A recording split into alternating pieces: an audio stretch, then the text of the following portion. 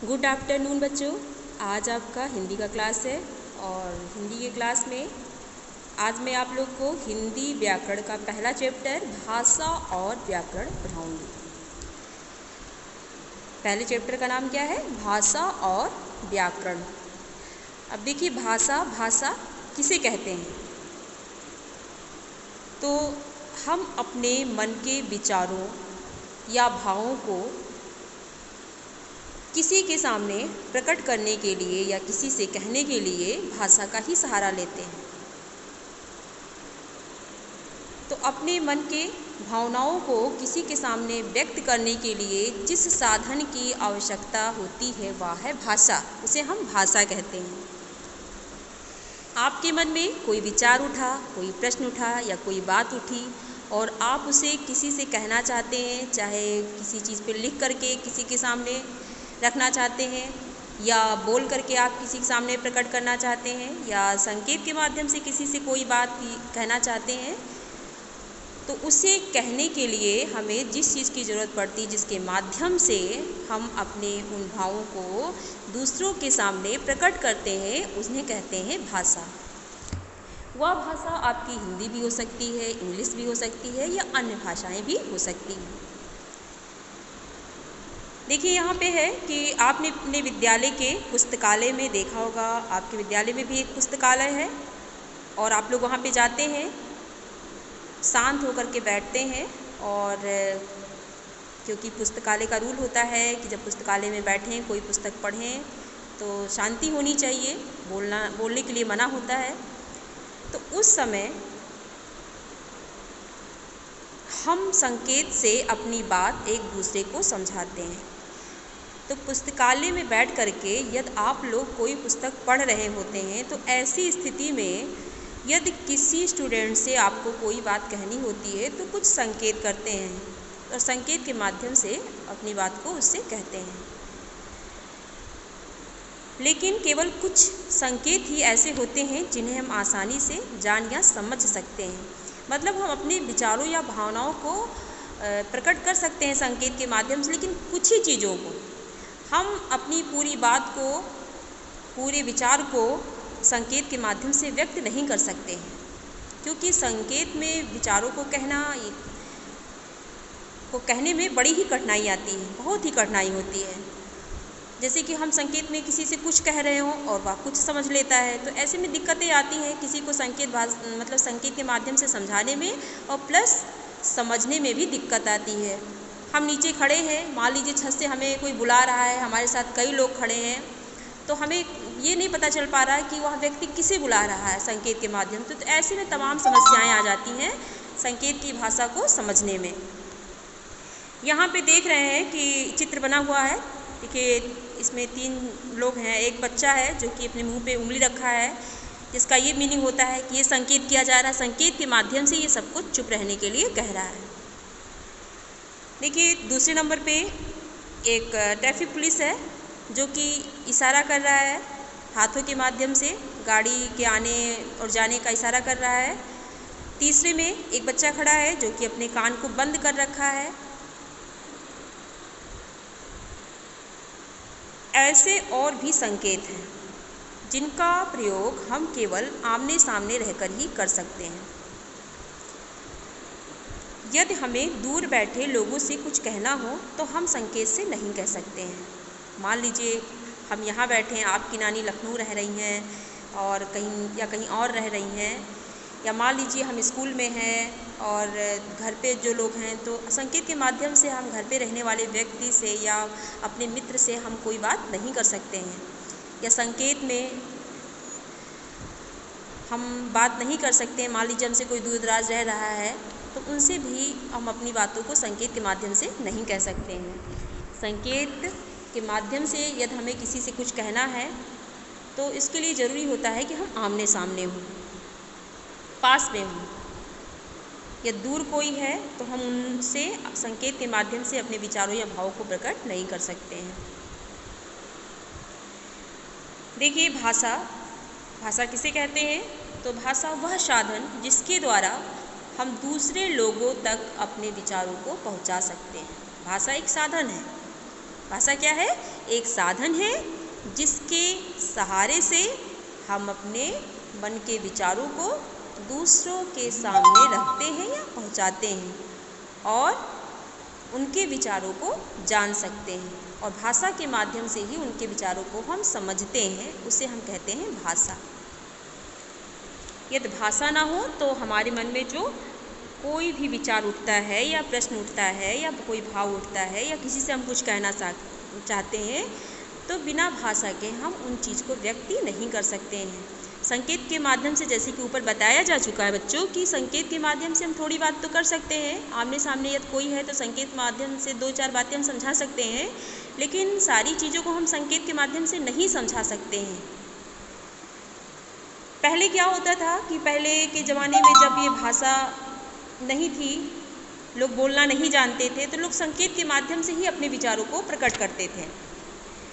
तो क्योंकि तब के ज़माने में इतने सारे लोग नहीं थे, ना इतने सारे विचार उठते थे, ना इतने सारे सवाल खड़े होते थे, तो थोड़ी बहुत बात होती थी, उसी में काम चल जाता था, जो कि संकेत के माध्यम से। धीरे धीरे क्या हुआ कि उन संकेतों से अपने विचारों को प्रकट करने के लिए लोग पत्थरों पर मतलब निशान बना देते थे, पत्थरों पे कुछ आकृतियाँ सी बना देते थे, और वो आकृतियाँ जो होती थी वो किसी विचार को व्यक्त करती थी, और उन संकेत चिन्हों के माध्यम से व्यक्ति समझने लग जाता था, मतलब समझता था।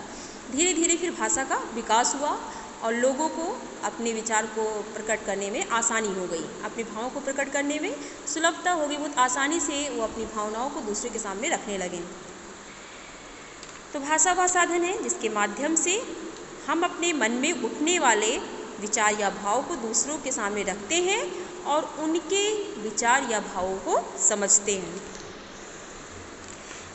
अब देखिए भाषा के रूप, तो भाषा के 2 रूप हैं। पहला क्या है आपका? मौखिक भाषा।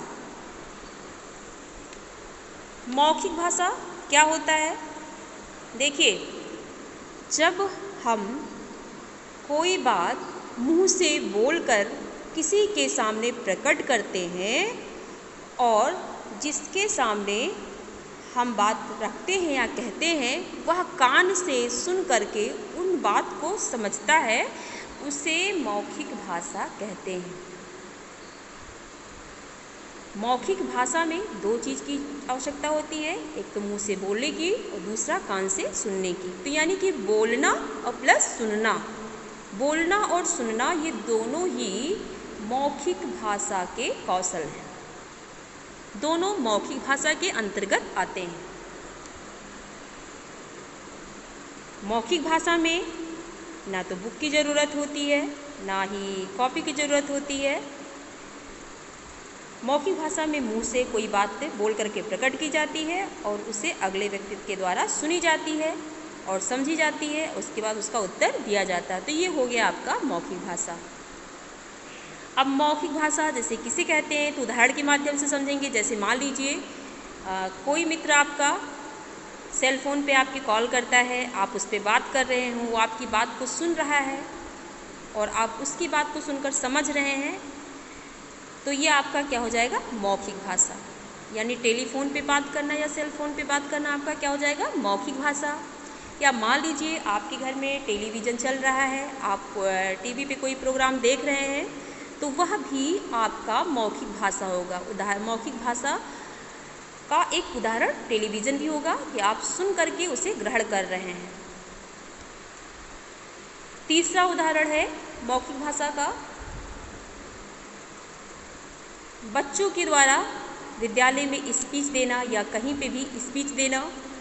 जब स्पीच देते हैं जो ऑडियंस होते हैं वो भी उनकी बातों को कान से सुनते हैं और भाषण देने वाला मुंह से अपने विचारों को बोलकर प्रकट करता है, तो वह भी आपका क्या हो जाएगा? मौखिक भाषा। कहानी सुनाना या सुनना, ये भी आपका क्या हो जाएगा? मौखिक भाषा।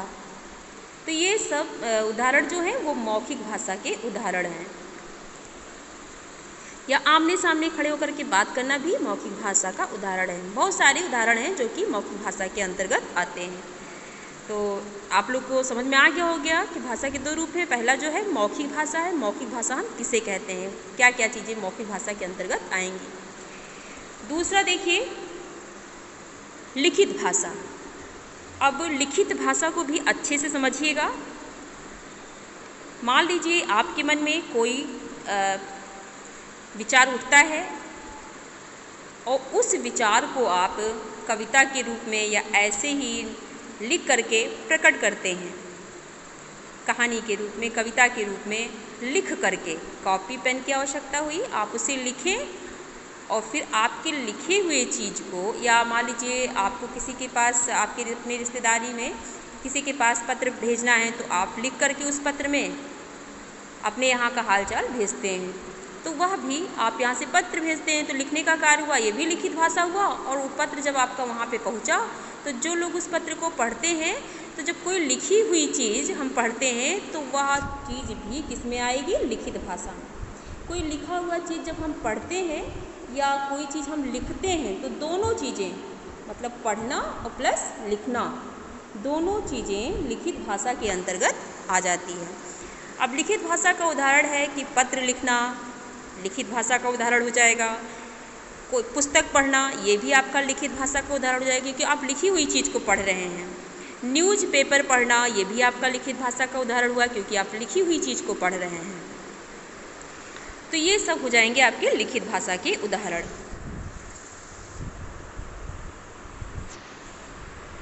आगे देखिएगा,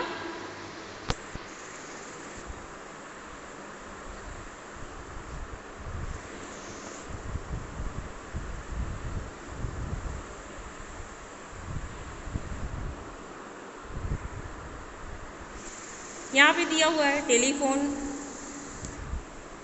अब टेलीफोन किसका उदाहरण है? मौखिक भाषा का उदाहरण है, क्योंकि इस पे बोलकर और सुन करके बातों को रखा जाता है और समझा जाता है। रेडियो है, रेडियो पे भी कोई कार्यक्रम का प्रसारण अगर होता है तो हम उसे सुनते हैं और सुन करके उसको हम समझते हैं। तो ये भी आपका मौखिक भाषा का उदाहरण है।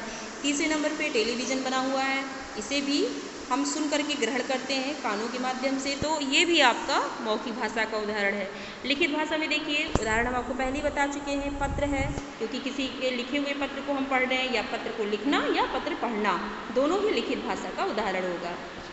और फिर ये है न्यूज़पेपर पढ़ना, या समाचार पत्र भी कहते हैं हिंदी में से न्यूज़पेपर को। तो समाचार पत्र पढ़ना भी लिखित भाषा का उदाहरण है। पुस्तक पढ़ना भी लिखित भाषा का उदाहरण है। जब हम किसी लिखी हुई चीज़ को पढ़ते हैं या कोई चीज़ लिखते हैं, ये सारी चीज़ें लिखित भाषा के अंतर्गत आ जाती हैं। तो देखिए मौखिक भाषा में क्या है? बोलना प्लस सुनना, ये दो कौशल होते हैं जो कि मौखिक भाषा के अंतर्गत आते हैं। और लिखित भाषा में क्या होता है? लिखना और पढ़ना, पढ़ना और लिखना दोनों ही लिखित भाषा के अंतर्गत आते हैं।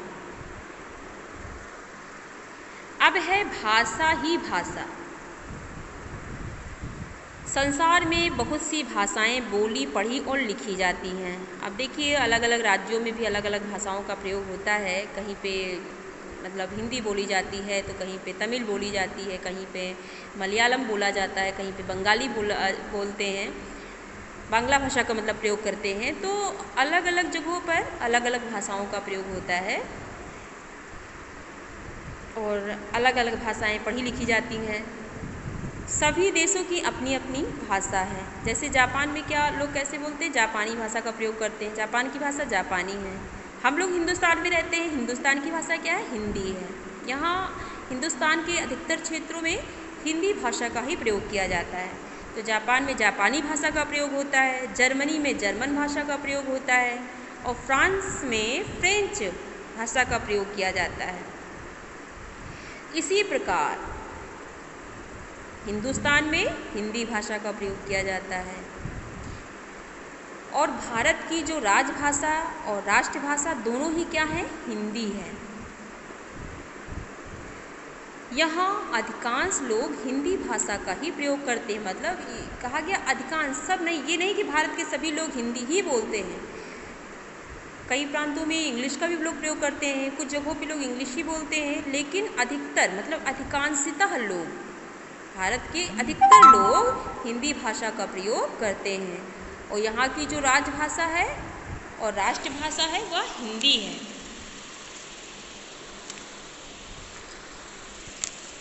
देखिए राजभाषा ये भी जान लीजिए कि हिंदी भारत की राष्ट्रभाषा कब बनी, तो 14 सितंबर। आपके विद्यालय में भी 14 सितंबर मनाया जाता है। कौन सा दिवस होता है 14 सितंबर में? हिंदी दिवस होता है। 14 सितंबर में हिंदी दिवस होता है।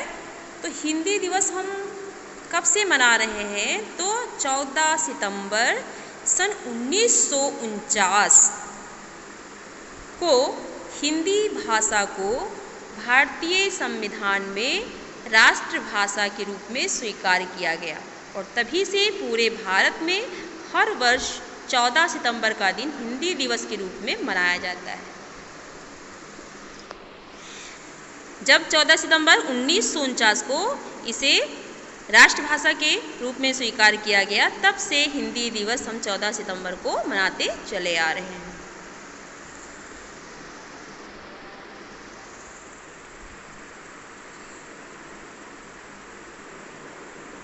अंग्रेजी जो है वो अंतर्राष्ट्रीय भाषा है, मतलब पूरे संसार में अंग्रेजी भाषा का प्रयोग हर जगह पे होता है, हर देशों में होता है। अपने हिंदुस्तान में हिंदी के साथ साथ अंग्रेजी भाषा का भी प्रयोग होता है। तो इसलिए कहा गया है कि जब मतलब पूरे देश में लगभग अधिकांश देशों में हिंदी का प्रयोग, अंग्रेजी का प्रयोग होता है, तो उसे अंतर्राष्ट्रीय भाषा कहा जाता है अंग्रेजी को। अब देखिए कि हिंदी जो है उसे राजभाषा क्यों कहते हैं? तो हमारे देश में कामकाज की भाषा हिंदी है, मतलब आधिकारिक रूप से हिंदी का प्रयोग कार्यालयों में होता है, तो इसलिए हिंदी को राजभाषा कहा जाता है। राज्य के कामकाज में हिंदी भाषा का प्रयोग किया जाता है, इसलिए इसे राजभाषा कहा जाता है। अतः हिंदी हमारी राजकीय भाषा है।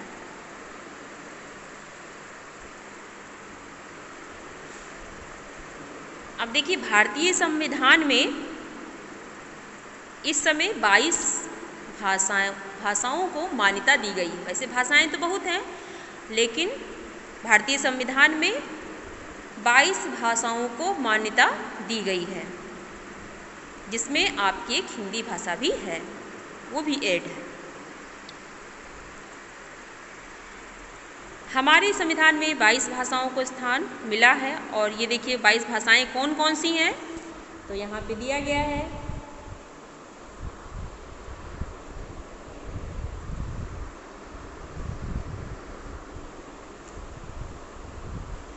मणिपुरी, सिंधी, संस्कृत, हिंदी, संथाली, बोडो, डोगरी, तमिल, तेलुगु, नेपाली भाषा, पंजाबी, बंगला, मलयालम, मराठी, कश्मीरी, कोंकणी, गुजराती, असमिया, उर्दू, ओडिया, कन्नड़, मैथिली।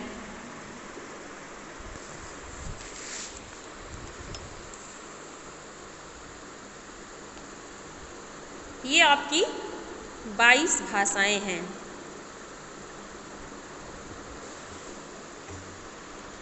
बाईस भाषाओं के नाम यहाँ पर दिए गए हैं।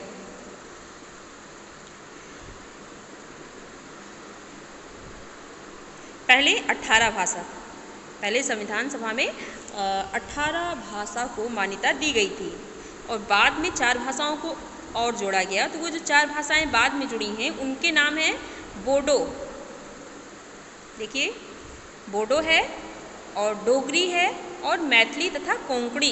इन 4 भाषाओं को बाद में जोड़ा गया। तो अब कुल मिलाकर कितनी भाषाएं हैं? 22 भाषाएं हैं।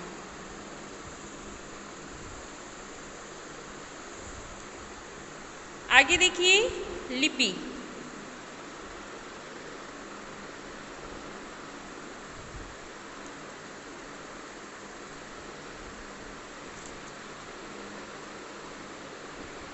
लिपि किसे कहते हैं?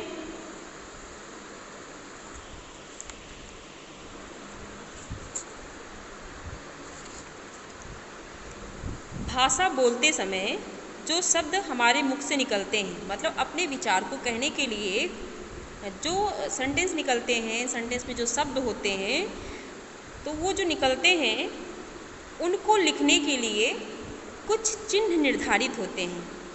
यही चिन्ह क्या होता है, लिपि कहलाते हैं। जैसे मान लीजिए आपने बोला कि तालाब में कमल खिलता है।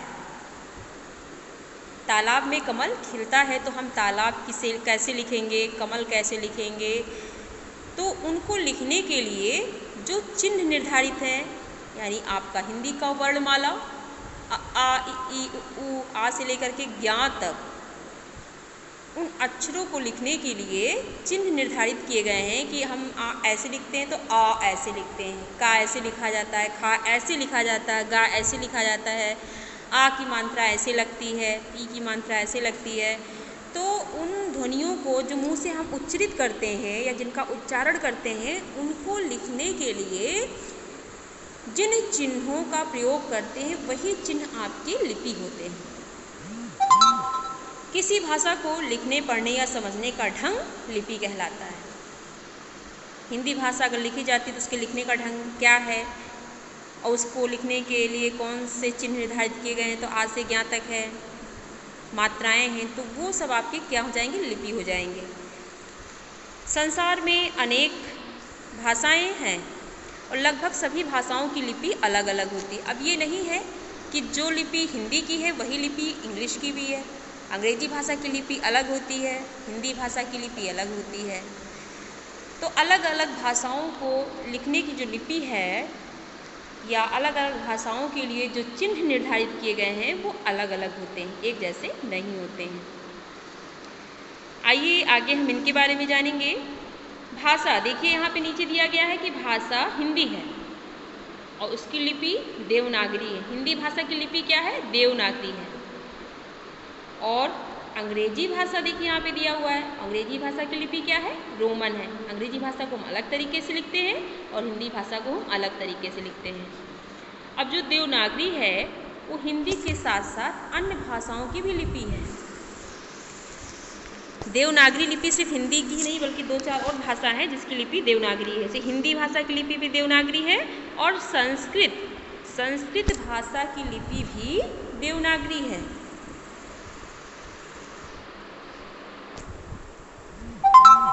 नेपाली भाषा की लिपि भी देवनागरी है।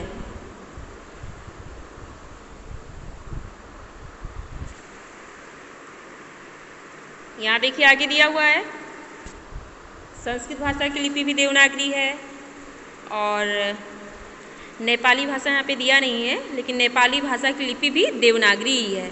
मराठी भाषा की लिपि भी देवनागरी है। तो कई भाषाएं हैं जिनकी लिपि देवनागरी है, लेकिन ये जरूरी नहीं कि अगर हिंदी, संस्कृत, नेपाली, मराठी इन भाषाओं की लिपि देवनागरी तो सभी भाषाओं की लिपि देवनागरी होगी। सभी भाषाओं की लिपि देवनागरी नहीं है, सभी भाषाओं के लिए अलग अलग लिपि निर्धारित है।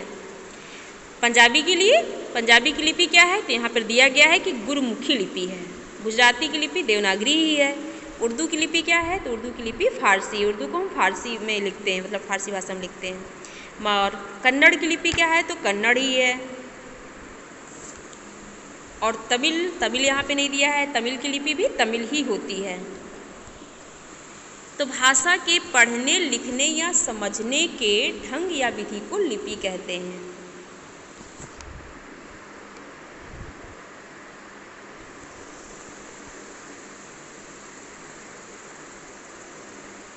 आगे टॉपिक जो है वो आपका व्याकरण है।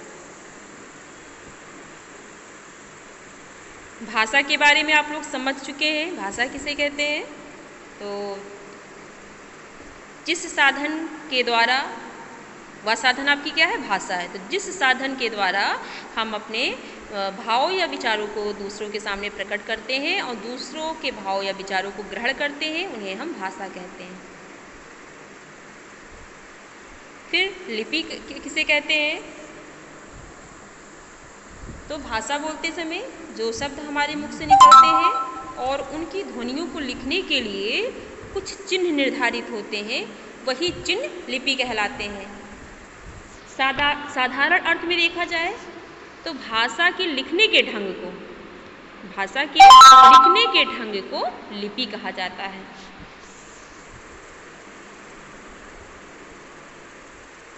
जैसे मान लीजिए हमने बोला कमल, तो कमल कैसे लिखना है, तो का मा ला, तो कमल को इस तरीके से लिखने के ढंग को ही हम क्या कहते हैं, लिपि कहते हैं। व्याकरण,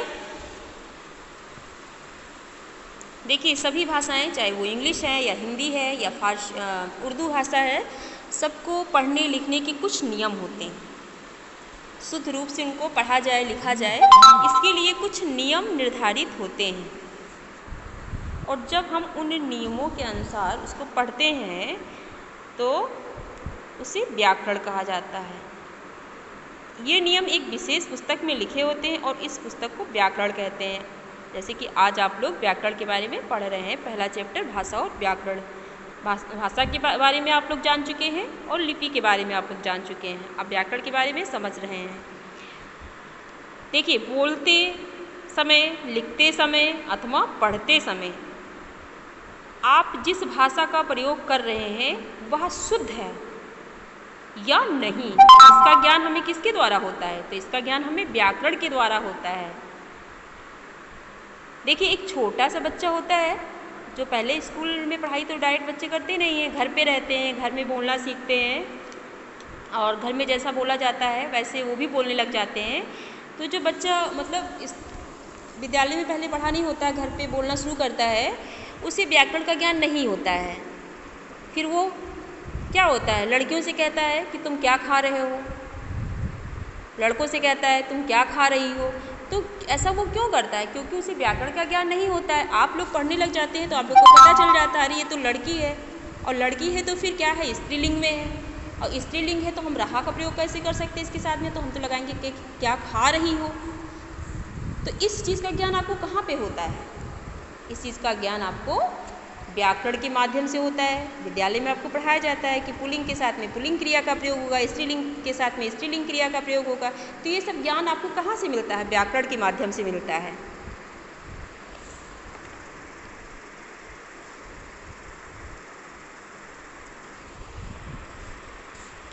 तो व्याकरण ही वह शास्त्र होता है जो हमें भाषा को शुद्ध रूप से लिखना, पढ़ना और बोलना सिखाता है। आप ही की क्लास में कभी कभी लोग क्या होता है, पुल्लिंग के साथ में स्त्रीलिंग क्रिया का प्रयोग कर जाते हैं, स्त्रीलिंग क्रिया के साथ में पुल्लिंग का प्रयोग कर जाते हैं, पुल्लिंग क्रिया का प्रयोग कर जाते हैं, तो आप लोग हंसी उड़ा लेते हैं। तो ऐसे में क्या होता है, उस बच्चे को व्याकरण की जानकारी नहीं होती है कि हमें कहाँ पे कैसे प्रयोग करना है। जब वो व्याकरण की जानकारी उसे हो जाती है तो वह भी शुद्ध रूप से बोलना, पढ़ना, लिखना सीख जाता है। तो शुद्ध रूप से बोलना, पढ़ना और लिखने का ज्ञान जो हमें प्राप्त होता है वो व्याकरण के माध्यम से ही होता है। आइए इन उदाहरणों के माध्यम से आप लोग को समझाते हैं कि व्याकरण का क्या महत्व है। इन वाक्यों पर विचार कीजिए। देखिए, पहला है कि मोहन स्कूल जा रही है। कुछ बच्चे हंस भी रहे होंगे। तो देखिए, मोहन स्कूल जा रही है। अब मोहन क्योंकि एक लड़का है, अब लड़का है तो उसके साथ में जा रही है, क्योंकि जा रही है क्रिया क्या है, स्त्रीलिंग है, तो जा रही है तो किसी लड़की के साथ प्रयोग होना चाहिए। लेकिन यहाँ पे मोहन क्या है, बॉय है, और उसके साथ में क्या लगा हुआ कि जा रही क्रिया लगी हुई। तो ये चीज़ मतलब गलत है। लेकिन ये हम कब जान सकते हैं, व्याकरण पढ़कर ही हम ये समझ सकते हैं कि मोहन के साथ में जा रही नहीं होना चाहिए, जा रहा है होना चाहिए। तो ये ज्ञान हमें कहाँ से मिला, व्याकरण से मिलता है, व्याकरण से मिला। दूसरा है कि मेरे को तेरे साथ जाना है, जबकि इसका सही रूप क्या होना चाहिए था, मुझे तुम्हारे साथ जाना है। ये भाषा मेरे को तेरे साथ जाना ये अशुद्ध है, और मुझे तुम्हारे साथ जाना ये शुद्ध है। तो भाषा को शुद्ध लिखना या पढ़ना ये हमें कौन सिखाता है, व्याकरण सिखाता है। मोहन स्कूल जा रही है नहीं होना चाहिए, अशुद्ध है, मोहन स्कूल जा रहा है। तो इसका ज्ञान हमें कहाँ से होता है, तो व्याकरण से होता है।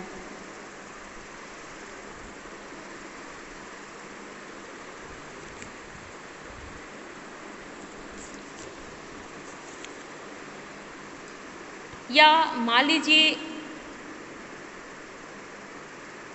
कोई बोलता है कि लड़की लिखो, लोग लिख देते हैं लकड़ी, या जब लकड़ी को हो तो लोग लिख देते हैं लड़की। तो ये ज्ञान हमें कहाँ से मिलता है, व्याकरण से ही मिलता है कि अगर लड़की उच्चारण किया गया तो उसकी लिपि क्या है, मतलब उसके लिखने का ढंग क्या है लड़की लिखने की, तो ल ड़ का पे ई का मात्रा लड़की। तो ये ज्ञान हमें कहाँ से प्राप्त होता है, व्याकरण के माध्यम से ही प्राप्त होता है कि जैसे उच्चरित करिए वैसे लिखिए, जैसे उसका उच्चारण होना चाहिए वैसे ही लिखा जाना चाहिए। तो इन भाषा को शुद्ध लिखने और पढ़ने और बोलने के लिए हमें व्याकरण का ज्ञान आवश्यक है। और ये सारा ज्ञान हमें कहाँ से प्राप्त होता है, व्याकरण के माध्यम से प्राप्त होता है। तो आप जान गए होंगे कि व्याकरण क्या है। ठीक है, व्याकरण वह शास्त्र है जो हमें भाषा को शुद्ध रूप से लिखना, पढ़ना और बोलना सिखाता है, या यूँ कह सकते हैं कि व्याकरण वह साधन है जो हमें ये सिखाता है कि हम भाषा को किस प्रकार से शुद्ध रूप से बोलें, शुद्ध रूप से लिखें और शुद्ध रूप से पढ़ें। आगे देखिए दिया हुआ है व्याकरण के अंग, पार्ट्स ऑफ ग्रामर। तो व्याकरण के 3 अंग होते हैं। पहला आपका क्या है, वर्ण विचार, और दूसरा आपका क्या है, शब्द विचार, और तीसरा आपका क्या है, वाक्य विचार। वर्ण मीन्स होता है क्या, अक्षर, जो कि आप लोग जब LUKG में होते हैं पढ़ते हैं, वर्ण के बारे, वर्ण को लिखना सीखते हैं, बोलना सीखते हैं, पढ़ना सीखते हैं। तो मुख से निकलने वाली छोटी छोटी ध्वनियों के संकेत या चिन्ह को वर्ण या अक्षर कहते हैं। मुख से निकलने वाली छोटी छोटी ध्वनियों, अब छोटी छोटी ध्वनियों जैसे कमल बोला गया तो उसमें का मा ला अलग अलग किया गया, तो छोटी छोटी ध्वनियाँ हो गई, का प्लस आ, मा प्लस आ प्लस ला प्लस आ, कमल हो गया। तो ये जो छोटी छोटी ध्वनियों के संकेत चिन्ह होते हैं, और जब उन चिन्हों को हम पहचान जाते हैं तब उन्हें अच्छी प्रकार से हम लिख लेते हैं, गलत नहीं करते हैं। तो इन्हीं को हम वर्ण या अक्षर कहते हैं। जैसे आ ई, आगे डैश डैश डैश मतलब आगे के सारे अक्षर, का खा गा घा अंगा चा छा जा झाइया टाठा डाढ़ा डा। तो ये सब क्या होते हैं, छोटी छोटी ध्वनियों के संकेत चिन्ह हैं। अब वर्ण विचार के अंतर्गत हम वर्डों को लिखना सीखते हैं। तो ये तो सब आप पहले क्लास में, छोटे छोटे क्लास में यानी LUKG में थे तभी सीख जाते हैं कि हाँ छोटा से ज्ञान तक हमें कैसे लिखना चाहिए, कौन सा अक्षर कैसे बनता है, शुद्ध रूप से उसे कैसे लिखा जाना चाहिए, कौन सी मात्रा का प्रयोग कहाँ पे होता है। तो इन सारी चीज़ों को आपको क्लास LUKG मतलब फर्स्ट क्लास इन सब में आपको सिखाया जाता है। फर्स्ट में तो आकर के आप सेंटेंस पढ़ने लग जाते हैं, चैप्टर आ जाते हैं, स्टोरी आ जाती है, लेकिन UKG तक आप लोग वर्डों को लिखना, पहचानना, मात्रा लगाना, ये सारी चीज़ें सीखते हैं।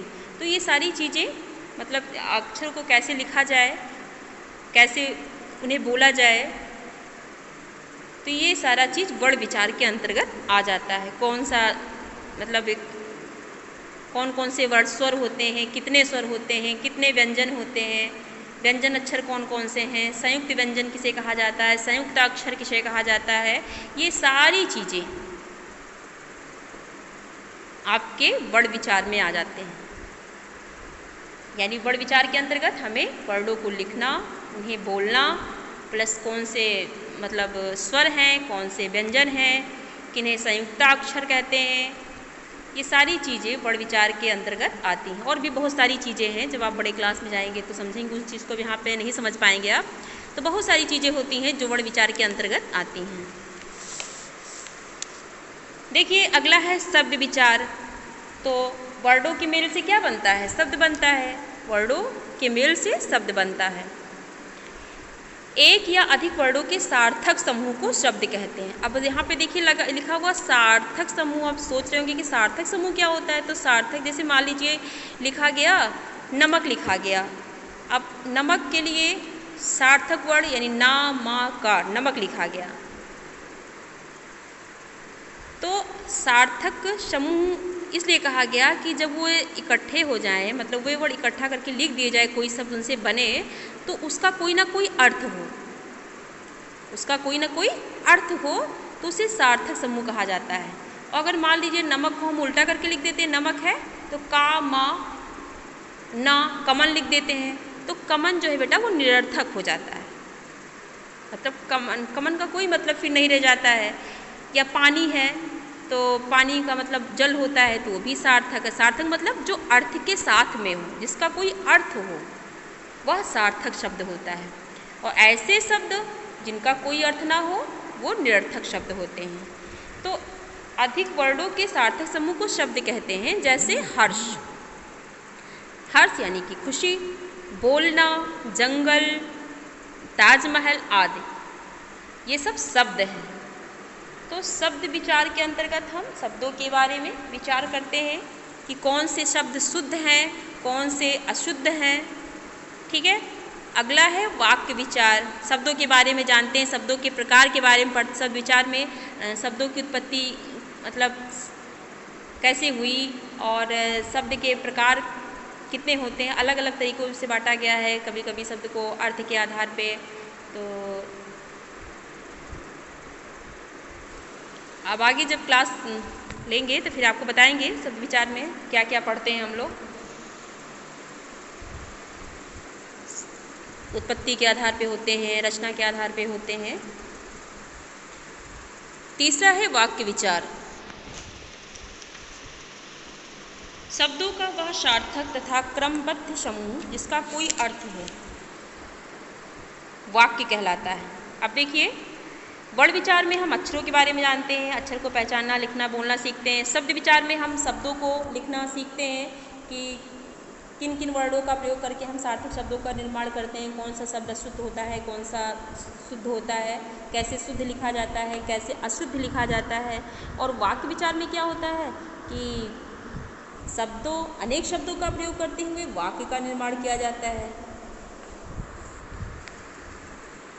अनेक शब्दों का प्रयोग करके फिर एक वाक्य बन जाता है। अब एक वाक्य है, जैसे मान लीजिए कि लिखा हुआ है कि बोली का क्षेत्र सीमित होता है, तो बोली का क्षेत्र सीमित होता है। इसमें देखिए 6 शब्दों का प्रयोग किया गया है। तो कई शब्दों के प्रयोग से फिर कई शब्दों के सार्थक समूह से एक वाक्य का निर्माण हो जाता है या एक वाक्य बन जाता है। और हमें यह भी ध्यान रखना होता है कि वह जो वाक्य बनाया जाए तो इस बात का भी विशेष ध्यान, मतलब क्रमबद्ध तरीके से हो कि करता है तो उसे पहले रखा जाए। ठीक है। कहाँ पे क्रिया का प्रयोग करना है, कहाँ पे कर्म का प्रयोग करना है। तो ये क्रमबद्धता भी सेंटेंस मतलब बनाते समय या वाक्य का निर्माण करते समय हमें इस चीज़ का भी ध्यान रखना पड़ता है कि शब्दों का जो क्रम हो वो सही हो।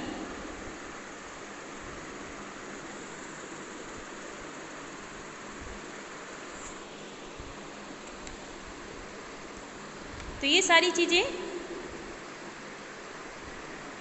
हम कहाँ से जानते हैं, जब वाक्य पे विचार करते हैं, वाक्य के बारे में पढ़ते हैं, तो हमें इन सब चीज़ों की जानकारी होती है कि किसी वाक्य का निर्माण कैसे होगा, किस शब्दों को कहाँ क्रमबद्ध तरीके से कहाँ कहाँ पे रखा जाएगा। तो वो सब सारी चीज़ें वाक्य विचार के अंतर्गत आती हैं।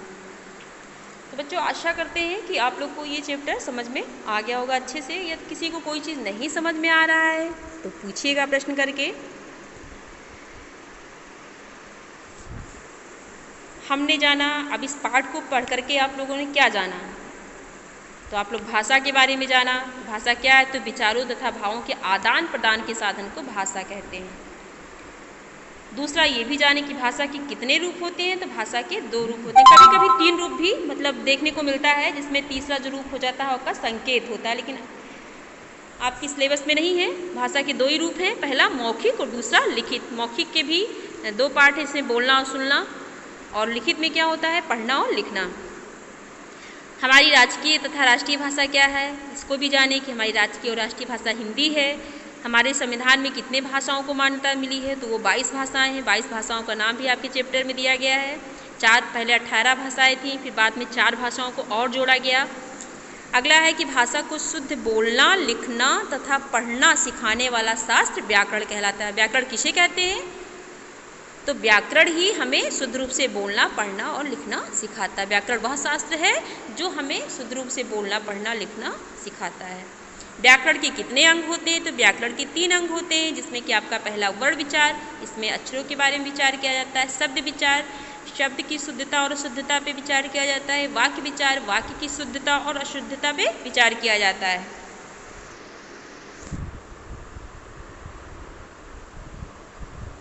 अब आइए देखिए, देखें क्या सीखा। अब चैप्टर को पढ़ने के बाद में देखते हैं कि आप लोगों ने क्या सीखा। फिलहाल यहाँ तो भरा हुआ है जो पहले से ही।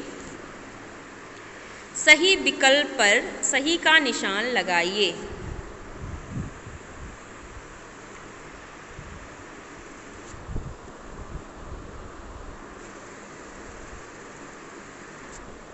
देखिए पहला है, सही विकल्प पर सही का निशान लगाना है। पंजाबी भाषा की लिपि है। पढ़ते समय बताया गया था ना पंजाबी भाषा की लिपि क्या है। फारसी किसकी लिपि है पहले बताइए। फारसी जो है वो किसकी लिपि है फारसी? तो उर्दू भाषा की लिपि है, तो ये भी गलत है। रोमन किसकी लिपि है? तो रोमन अंग्रेजी भाषा की लिपि है, तो ये भी गलत है। फिर एक आपका क्या बचता है? गुरुमुखी। तो गुरुमुखी आपका हो जाएगा। पंजाबी भाषा की लिपि क्या है? तो गुरुमुखी है। खा एक्सरसाइज, गुरुमुखी के बगल में आप लोग बॉक्स जो बना हुआ उसमें सही का टिक लगा देंगे, सही का मार्क लगा देंगे। किसी भाषा को लिखने, पढ़ने या समझने का ढंग कहलाता है। तो क्या कहलाता है? व्याकरण कहलाता है। भाई लिपि तो भाषा के लिखने, किसी भाषा को लिखने, पढ़ने या समझने का ढंग कहलाता है। देखिए यहाँ पे गलत निशान लगा हुआ है क्योंकि मेरे पास बुक नहीं थी, मैंने दूसरे बच्चे से ये पिक मंगवाई है, तो इसमें गलत लगा हुआ है। इसको आप लोग सही कर लेंगे। तो किसी भाषा को लिखने, पढ़ने या समझने का ढंग क्या कहलाता है? बताइए, सबको पता होगा। चैप्टर को अच्छे से समझे होंगे तो पता होगा।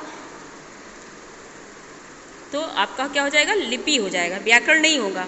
यहाँ पे व्याकरण पे निशान लगा है तो इसको इरेज कर दीजिएगा। मतलब अगर किसी की बुक में लगा हो तो इसको इरेज कर दीजिएगा और टिक कर लीजिएगा लिपि के बगल में, क्योंकि किसी भाषा को लिखने, पढ़ने या समझने का ढंग कहलाता है लिपि।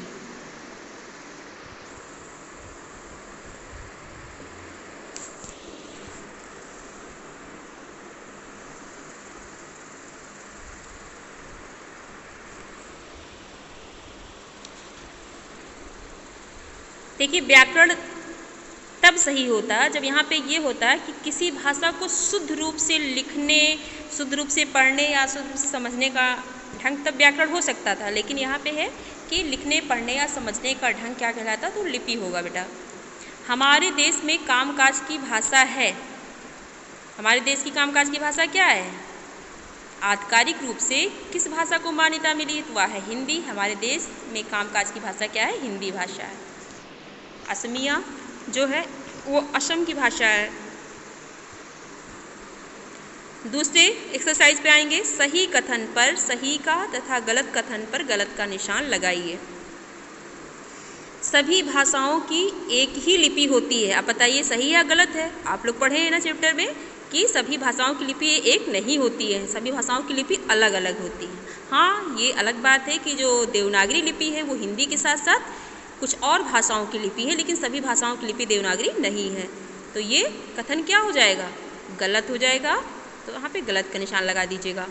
खा है कि पुस्तक भाषा का लिखित रूप है। तो आप लोगों ने पढ़ा है कि कोई अगर लिखी हुई चीज़ को हम पढ़ते हैं तो आपका किसके अंतर्गत आएगा? लिखित भाषा के अंतर्गत आएगा। तो पुस्तक आपका क्या हो जाएगा? लिखित भाषा। सही, एकदम सही है। और व्याकरण के कितने अंग होते हैं? तो यहाँ पे देखिए 4 अंग होते हैं, जबकि आप लोगों ने कितना पढ़ा? 3 अंग। पहला वर्ण विचार, दूसरा शब्द विचार और तीसरा वाक्य विचार। अगला है तो ये चीज़ आपका गलत हो जाएगा क्योंकि यहाँ पे 4 दिया हुआ है, तो इसके गलत का निशान लगा लीजिएगा। घा देखिए, छोटी छोटी ध्वनियाँ शब्द कहलाती हैं। तो छोटी छोटी ध्वनियाँ शब्द कहलाती हैं कि छोटी छोटी ध्वनियों के समूह को शब्द कहते हैं, इसलिए यह कथन भी गलत है। तीसरे एक्सरसाइज पे आएंगे। बोलना और सुनकर समझना भाषा का क्या है? बोलना प्लस सुनना, ये भाषा का कौन सा रूप है? तो ये मौखिक रूप है। आप लोग लिख लेंगे मौखिक रूप कहलाता है। हमारे संविधान में भाषाओं को स्थान मिला है। कितनी भाषाओं को मान्यता दी गई है? बताइए। 22। तो यहाँ भर लेंगे 22, 22। गा देखिए, गुजराती और मराठी भाषा को लिपि में लिखते हैं। किस लिपि में लिखते हैं? तो देखिए हिंदी के साथ साथ में गुजराती, मराठी और नेपाली, इन चारों भाषाओं की लिपि जो है वो देवनागरी ही है। तो यहाँ लिख लेंगे देवनागरी। घ एक्सरसाइज, कौन सी भाषा अंतर्राष्ट्रीय भाषा है? तो आप लोगों ने पढ़ा था अंग्रेजी। यहाँ पे देखिएगा अंग्रेजी जो है वो गलत लिखा हुआ है। देखिए अंग्रेजी शब्द सही नहीं लिखा हुआ है। आप लोग बुक से देख के करिएगा अंग्रेजी वर्ड, तो अंग्रेजी को सही से लिखिएगा। अंग्रेजी अंतर्राष्ट्रीय भाषा है। नीचे दिए गए प्रश्नों के उत्तर लिखिए। भाषा किसे कहते हैं? तो जिसके माध्यम से हम अपने विचारों या भावों को प्रकट करते हैं उसे भाषा कहते हैं। लेकिन ये प्रश्न उत्तर हम बाद में आपको लिख करके सेंड करेंगे, अभी इसको नहीं करेंगे आप लोग। एक्सरसाइज 4 जो है, एक्सरसाइज 4 का का, खा, गा, ये तीनों प्रश्न, इन तीनों प्रश्नों का उत्तर मैं लिख करके सेंड करूंगी, तब लिखिएगा। अभी इसको आप लोग को नहीं करना। और ये जो तीनों प्रश्न हैं ये आपको कॉपी पे करना है। बाकी सारी जो एक्सरसाइज मैं करवा रही हूँ ये आपको बुक में ही फिल करना है। क्रियाकलाप एक्टिविटी जो है, भारत के कुछ राज्यों के नाम लिखकर वहाँ बोली जाने वाली प्रमुख भाषाओं तथा उनकी लिपियों के नाम लिखिए। देखिए राज्य है तो पहला राज्य यहाँ पे लिख लीजिएगा महाराष्ट्र। वहाँ की भाषा क्या है? महाराष्ट्र के लोग क्या बोलते हैं? मराठी भाषा का प्रयोग करते हैं। और मराठी भाषा की लिपि क्या है? देवनागरी है। जम्मू कश्मीर, जम्मू कश्मीर में उर्दू भाषा का प्रयोग होता है और उर्दू भाषा की लिपि क्या है? फारसी है। तो आप लोग फारसी लिख लीजिएगा। यहाँ फारसी की स्पेलिंग जो है गलत है, आप लोग सही से लिखिएगा, गलत मत करिएगा।